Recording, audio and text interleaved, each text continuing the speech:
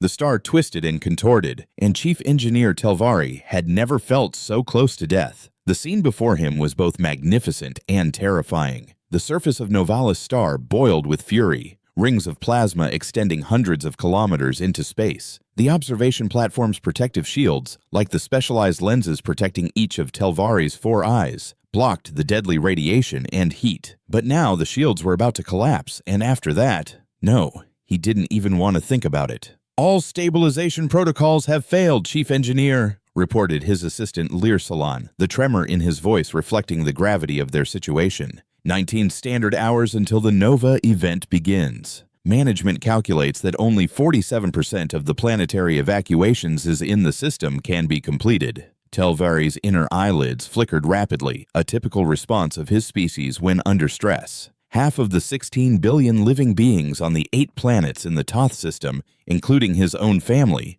would die. The yellow star was breaking apart far too early, and nothing could stop it. At least no known technology could stop it. "There's an approaching vessel, Chief Engineer," said Learsolon, looking at the console as if suddenly noticing something interesting. "A small human ship. Wait, this is impossible. It's heading directly toward Novalis' corona." The expression on Telvari's face froze in astonishment. Humans. Of course it would be them.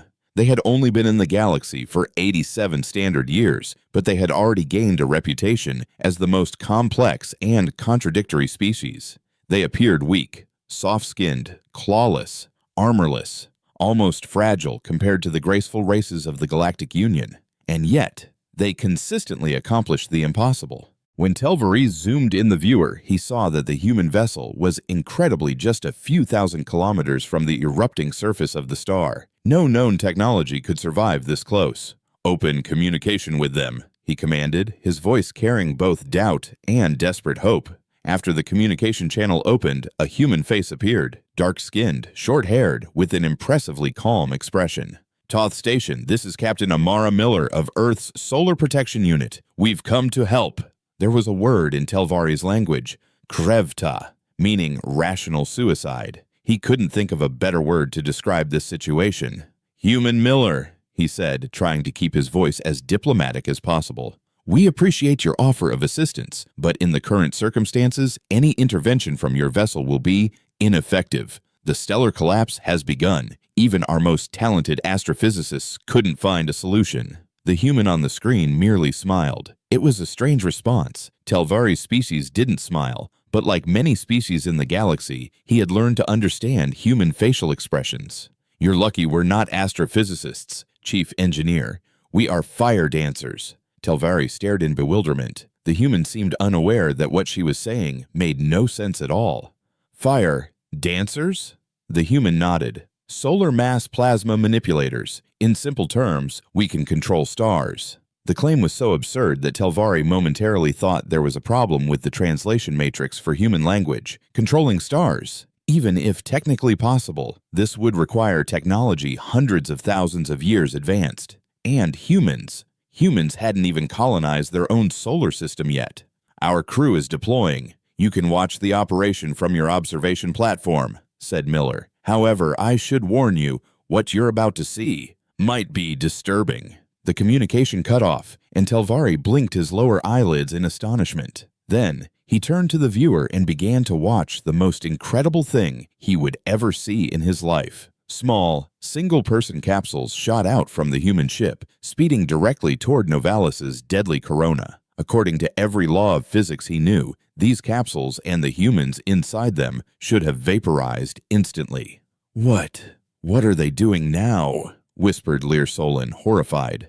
"They're committing suicide," said Telvari, but an inner voice told him this wasn't true. Humans weren't stupid. They might be crazy, yes. Stories were told, but not stupid. And then, the fire dancers began to dance. The capsules plunged into the star's corona, directly into the flames. But instead of vaporizing, Telvari saw human figures emerging from their capsules. They carried long, thin weapons. No, not weapons, some kind of tool. And then, the most incredible thing he had ever witnessed happened.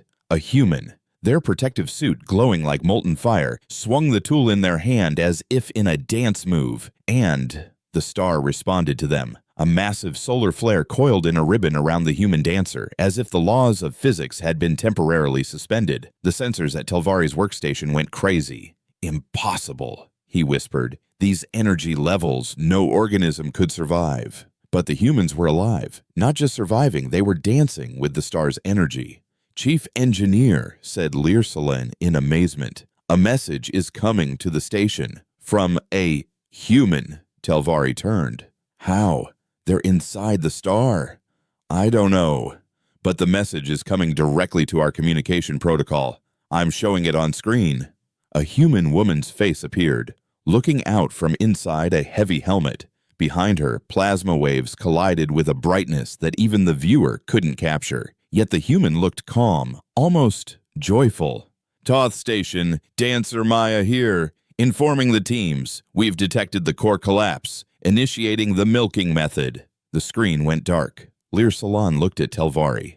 "Milking? This must be an error in the translation matrix." Telvari couldn't answer. His eyes were locked on the shapes diving into the star at red-white heat. The next hours completely upended Telvari's scientific worldview.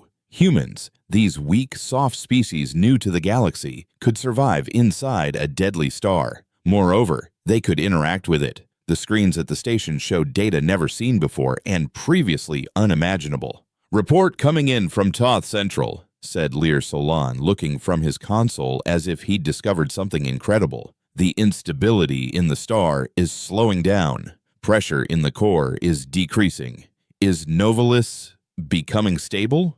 For any astrophysicist, this was impossible. Stopping a collapsing star was as impossible as reviving a dead planet. Yet the sensors weren't lying. Telvari, blinking his inner eyelids, asked, "How are the humans doing this?" "No known technology can control the temperature and pressure in a star's core." "Chief Engineer," said Ken, the communications officer and youngest member of the station, "an unofficial message is coming in from an Eridani vessel." Telvari turned his head in surprise. The Eridani were a mystical species, one of the oldest civilizations in known space, and rarely communicated with other species. "Accept it," said Telvari, curious about this unexpected source of information. On the screen appeared the wise face of an Eridani elder, with their characteristic silver skin and rainbow-colored eyes. "Greetings, people of Toth," they said in the typical melodic voice of the telepathically speaking Eridani. "We see the humans dancing. Again." Telvari leaned forward. "Again? You've seen them before. These fire dancers." The Eridani nodded slightly, their fine filaments glistening in the light. "Humans are not new to us. We have been watching their dance with stars. They are an interesting species." Telvari raised his lower arms in astonishment, a gesture unique to his species. "But how do they do this? No organism can withstand this heat. No technology can influence the fusion reactions in a star's core." The Eridani smiled silently, with an expression of wisdom gained through long ages. "Humans are different. They come from a death world." Telvari's eyelids flickered again. "Death world? What do you mean?" "The humans' planet, Earth, is a terrible place by our standards," said the Eridani elder. "Their species evolved while exposed to constantly changing conditions, high radiation levels, severe temperature variations, and continuous natural disasters. Their bodies once adapted to these conditions, and now their technology enhances their natural abilities." This contradicted what Telvari knew about Earth. Earth was a standard habitable planet according to the Union's classification. "But our records are incomplete," the Eridani politely interrupted. "Haven't you noticed that humans filter what you know about them? They allow you to think they are new and naive because it makes them comfortable." Telvari's inner eyes narrowed. "How long have you known them?" "The first human colonies reached our most distant worlds 1,000 years ago," said the Eridani. "Their decision to spread toward the galactic center was their choice, and their timing is not coincidental." Telvari looked at the star on the screen, trying to process this information in his mind. "So they have always been fire dancers?" The Eridani shook their head sadly. "No, this is new, but humans have an incredible ability to adapt. They internalize everything they see and touch, and now they are touching the stars. At that moment, a wave of energy from Novalis filled the sensors. With a tremendous burst, blue-white energy erupted from the star's surface, but not like the beginning of a nova. This was more like a controlled release. Telvari looked at the sensor data. Pressure is dropping. The core is stabilizing. The star is reorganizing itself. The Eridani smiled. Watching humans dance is fascinating. Watching humans dance is equally fascinating. The screen went dark and the Eridani was gone. As unexpectedly as they had appeared, Telvari leaned back, both confused and in awe. "This is impossible," he murmured. "No species has a natural instinct for how stars work." "Perhaps," said Lear Salon thoughtfully. "Humans don't have natural instincts. Perhaps they just learn." 2 hours later, the star no longer showed signs of collapse. Telvari could hardly believe it. From 16 billion beings facing inevitable death to returning to normal, as if nothing had happened. The communication coming into the command center caused everyone to hold their breath. On the screen, Captain Miller appeared, with a tired but victorious expression. "Toth Station, Miller speaking. Novalis has been stabilized. The core collapse has been halted and the star is now returning to its normal fusion pattern. You can stop the evacuation." Telvari couldn't speak for a moment. Finally, he managed to ask, "How?" "This is impossible. Stars follow the laws of physics. Stars are plasma, Chief Engineer," Miller interrupted with a smile. "Plasma can be controlled with magnetic fields, vibrations, frequencies. On our death world, we call this fusion engineering. The sun was our first teacher." Telvari recoiled slightly as he experienced the first glimmers of understanding. "You learned this from your star?" Miller nodded. "From our own sun, yes. On Earth, solar radiation can burn our skin, cause skin cancer, but it also sustains us. It feeds photosynthesis, grows plants, creates heat cycles. Our early ancestors worshipped it. We studied it, mimicked it, learned from it. We're not newly developing fusion technology, Chief Engineer. We've had fusion reactors for over 1,000 years. To understand how stars work, you have to examine the inside of a star." Telvari's scientific mind rebelled. "But the radiation, the heat, the corona is over 2 million Kelvin and the human body," said Miller, "is evolutionarily designed to withstand large amounts of radiation. For our species, Earth, despite having a very strong magnetic field and atmospheric protection, is still a deadly place. Solar flares, gamma-ray bursts, radioactive decay, we evolved alongside these." "But your spacesuits," Telvari argued, still unable to comprehend. "Of course, we can't dive into a star with bare skin," said Miller, as if this might be something conceivable. "We have fire suits, plasma manipulators, and magnetic shields, but we can do what other species cannot. We can withstand short exposures to deadly radiation and heat levels. Even when our protective suits fail, which sometimes happens, we can continue dancing. This makes us perfect fire dancers." Telvari's mind was trying to process this information. Earth, a death world? Humans resistant to solar radiation? They've existed in the galaxy for more than 1,000 years? Nothing made sense. "Why?" Telvari finally asked. "Why did you come to help us? Your stellar engineering services must be expensive." Miller looked surprised for the first time. "Expensive? No, Chief Engineer. This is a humanitarian operation. There are 16 billion beings facing death here. Someone asked for help, so we came." Telvari's lower arms trembled with astonishment. He had heard many things about humans, that they were warriors, ambitious, dangerous, but altruistic? This was new information. "Who asked for help?" Miller shrugged, a gesture unique to humans. "The Eridani embassy vessel. They sent a call to the human parliament. But that doesn't matter. Humans established the solar protection unit to serve any species. Dancing with stars requires talent, yes, but it's also a responsibility." Now Telvari felt completely lost. Humans, a species with unique traits like incredible resistance to high temperatures and innate radiation resistance, were using their technology to enhance these abilities, and then offering this unique talent as a gift.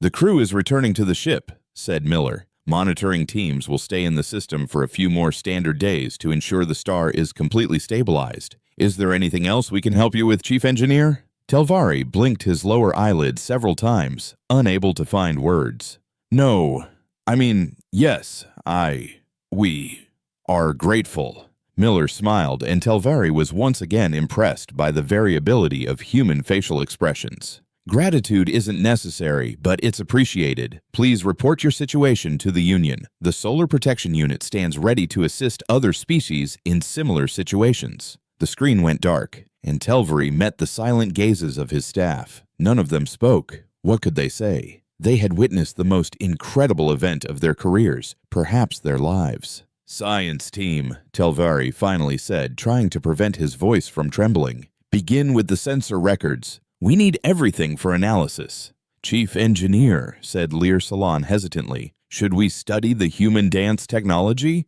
If we could also learn—" Telvari shook his head. "Dance technology won't work without human physiology. Our species cannot withstand high radiation levels. I don't think other species can either. Humans are unique." But as he said this, another question formed in his mind. In what other areas were humans unique? What other deadly environments could they thrive in? What other impossible tasks could they accomplish? And if the Eridani were right, if humans had been in the galaxy for more than 1,000 years, why had they decided to emerge now? Telvari was a scientist by nature. Asking questions, seeking answers, was in his DNA. But now, watching the star return to its natural balance, he wasn't sure he wanted answers. Perhaps sometimes not knowing was better, because when he looked at the world of humans, the death world, what he saw frightened him. Yet, he was grateful. His family, his planet, the 16 billion beings in his system would survive, thanks to the humans' dance. Lear Solon came to his side, his voice low and filled with awe. "Chief Engineer, what should I write in the report? What should I call this?" Telvari looked at the star, then at the small human ship. "Write the truth," he said simply. "Humans came, they danced with the star, and they saved us." Lear Solon hesitated. "And the scientific explanation." Telvari, for the first time in his life, spread his arms like a human would. "Sometimes, even science must learn to dance." A beep came from the communication console, and he blinked. "An additional message, Chief Engineer," said Ken.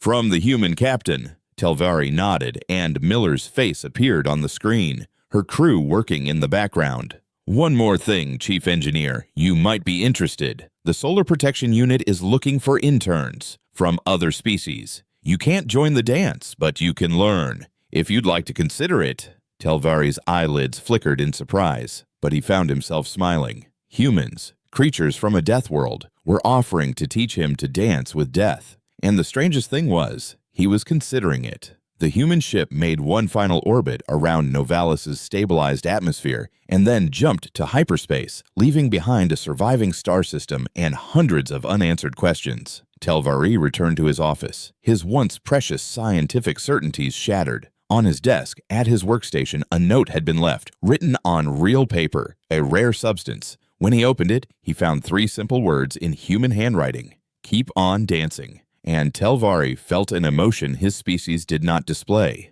hope. On a day when he had watched a star's collapse, he had witnessed the birth of a future.